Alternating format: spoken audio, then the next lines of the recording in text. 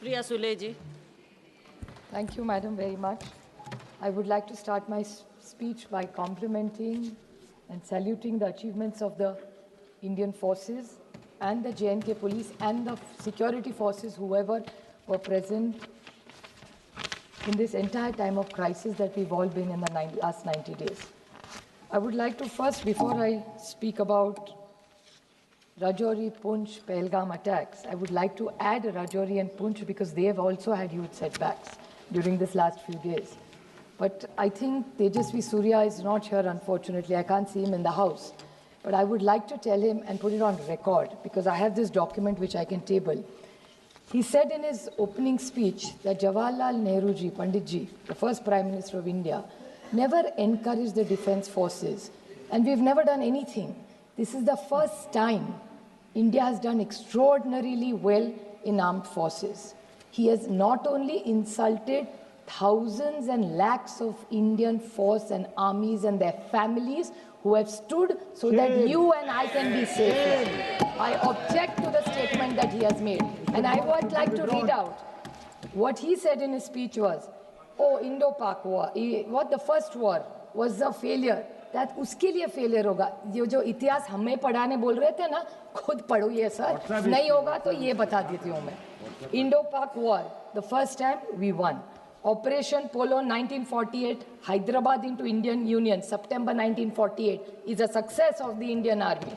Operation Vijay 1961 Goa Diu Daman military operation led to the liberation of the Portuguese enclaves, completing India's territorial integration.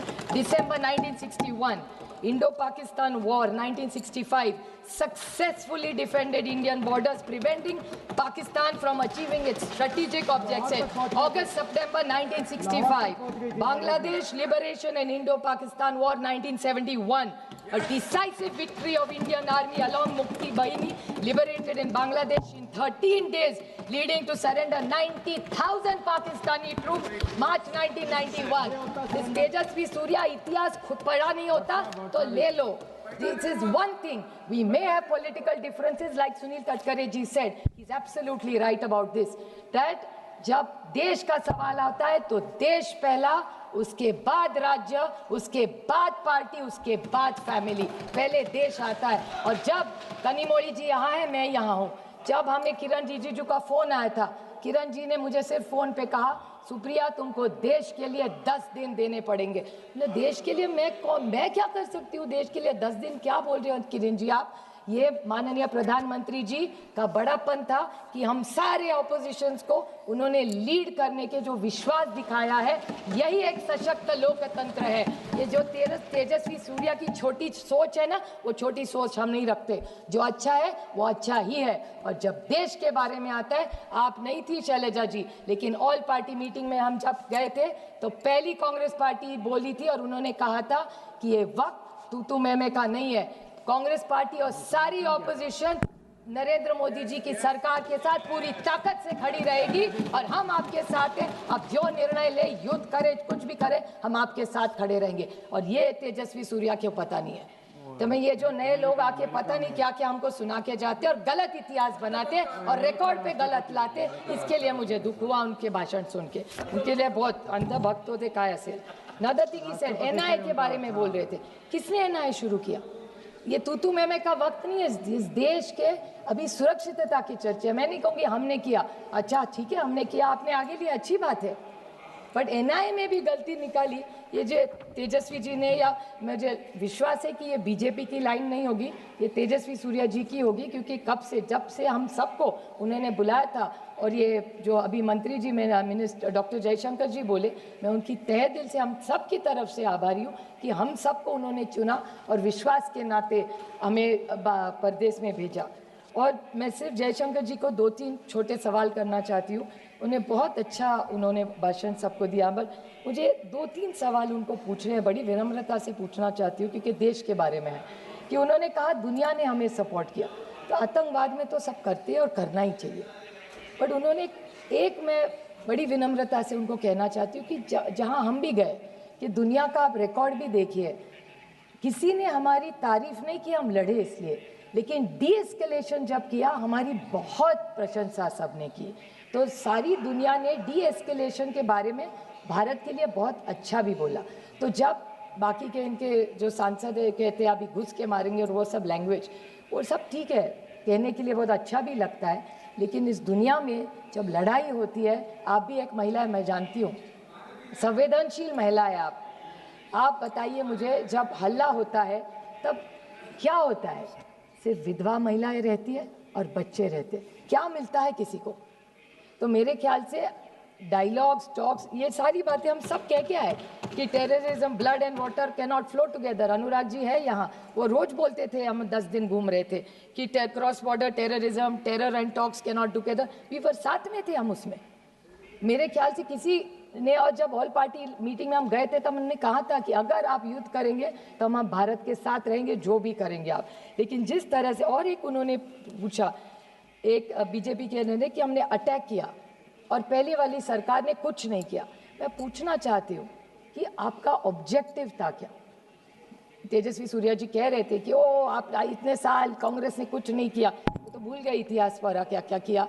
लेकिन मैं बड़ी विनम्रता से उनको पूछना चाहती हूँ कि डी एस्केलेट तो 1-1.5 दिन में ही हो गया, तो what was the objective of the war when he said? क्योंकि ये बहुत सारे लोग मुंबई के अटैक के बारे में बोले और बोले कि कांग्रेस ने कुछ नहीं किया। मैं बोलना चाहती हूँ, आपको पता नहीं दुख क्या होता है। पुलिस शहीद हुए 26/11 की मुंबई के अटैक में, और ओमड़े जी थे, बेचारे पुलिस थे, उन्होंने जब वो क्या उसका नाम था, कसाब को जब पकड़ा था, जिंदा पकड़ा था। तो जब कसाब को पकड़ा था, जिंदा पकड़ा था, तो पेट में गोली लगी थी, पेट में गोली लगी थी इसके, और कन्विक्टेड। और मैं एक बात बताऊं, आतंकवादी को जिंदा हमने पकड़ा था, तब हमारी, मैं नहीं कहती वो हमारा सरकार नहीं गई थी, इस देश की पुलिस थी वहां। मैं नहीं कहूंगी कि कांग्रेस ने की, कभी नहीं कहूंगी मैं कि एनसीपी कांग्रेस की सरकार थी, हमने पकड़ा, हम नहीं पकड़ने गए थे। वो जो पुलिस वाला था उमड़े, जिन्होंने जान दी, उन्होंने उसको पकड़ा है। मैं कभी इस मामले में क्रेडिट नहीं लूंगी, इतनी तो इंसानियत रखो। नवंबर 21 में उसको फांसी हुई थी, नवंबर 21 में, हिसाब देती हूँ आपका। पहले कन्विक्ट हुए 2010 में, उसके बाद Mumbai high court, supreme court, mercy petition, execution carried out, और नवंबर 2021 में पूना में इसी को फांसी हुई थी, कसाब को।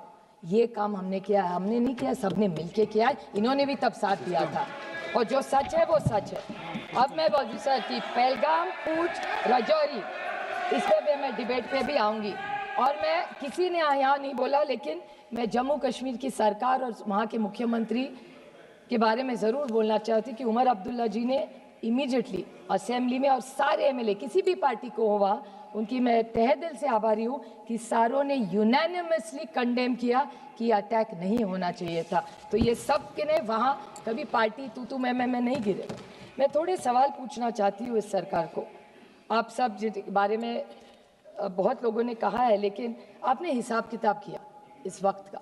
मैं पूछना चाहती हूँ कि 11 सितंबर 16 में पूंछ का अटैक हुआ, 18 सितंबर 16 में उरी का अटैक हुआ, 14 फरवरी 19 में पुलवामा हुआ, और 22 अप्रैल 25 में पहलगाम का अटैक हुआ। और अब जब हुआ तब पूंछ और राजौरी में भी 16 लोग शहीद हुए हैं और 60 लोगों को अस्पताल लेके गया है। तो जैसे पहलगाम में अटैक हुआ उसके बाद 16 लोगों की भी मौत, शहीद हुए हैं इस देश के लिए। इसके बारे में भी हम सब ने सोचना चाहिए और रिकॉर्ड को उन्हें भी श्रद्धांजलि देनी चाहिए। ये सारा जो हो रहा है, मैं आज आरोप करने के लिए खड़ी नहीं हूँ, मैं सिर्फ जो वेदना उस 26 लोगों के, जैसे तेजस्वी सूर्या जी ने कहा उनके निर्वाचन क्षेत्र से कई लोग हैं, मेरे भी निर्वाचन क्षेत्र के, पूना जिस राज्य से मैं आती हूँ, वहाँ की 2 फैमिलीज़ की मैं आपको छोटी सी स्टोरी बताऊंगी। संतोष जगदाड़े और कौस्तुभ गनबोटे। संतोष जगदाड़े की बेटी आसावरी, उनकी बीवी प्रगति और संगीता गनबोटे, ये तीनों साथ में थे। वो लड़की आज मुझे, जब भी मैं उसको मिलती हूँ ना, तो एक ही सवाल मुझे पूछती, ताई, मराठी में बड़ी बहन को ताई कहते हैं। तो ये आसावरी मुझे सिर्फ एक सवाल करती रहती है कि ताई ये सब ठीक हुआ, ऑपरेशन सिंदूर हुआ, आप गए, अटैक हुआ, आप लोग परदेश जाके, सब ठीक हुआ, लेकिन मेरे बाबा को न्याय कब मिलेगा? मेरे बाबा का जिसने खून किया मेरे आंखों के सामने, उनको न्याय कब मिलेगा? 4 लोग, अभी पता नहीं वो 4 थे, 5 थे, 6 थे, पता भी नहीं है।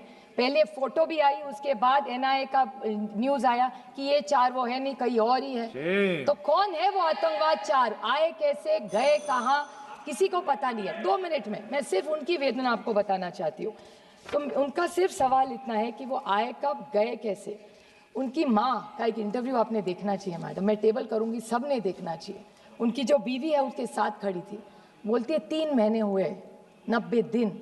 आज भी जब आँख बंद करती हूँ तो वही घिनौना चेहरा उनके सामने आता है, और खोलती हूँ तो लगता है फिर वो वही आएगा और खून करके जाएगा। क्या गलती थी उनकी? बताइए मुझे, क्या गलती थी वो छुट्टी मनाने? और पता है वो बाप, उसके फादर क्या कह रहे थे उसको? पहलगाम पहली बार प्लेन में फैमिली बैठी थी और उसको चिढ़ा रहे थे, देखो अभी तुम्हारा ग्रेजुएशन हो गया, अभी तुम्हारी शादी करेंगे, अगली टाइम मैं नहीं तुमको कश्मीर लाऊंगा, पति के साथ आए। वो लड़की कहती है, ताई मैं सोच रही थी कश्मीर स्वर्ग है, लेकिन मेरे लिए और मेरी माँ के लिए वो नर्क बन गया। कोई इसका जवाब दे, क्या जवाब दूँ उसमें बेटी को? आप बताइए।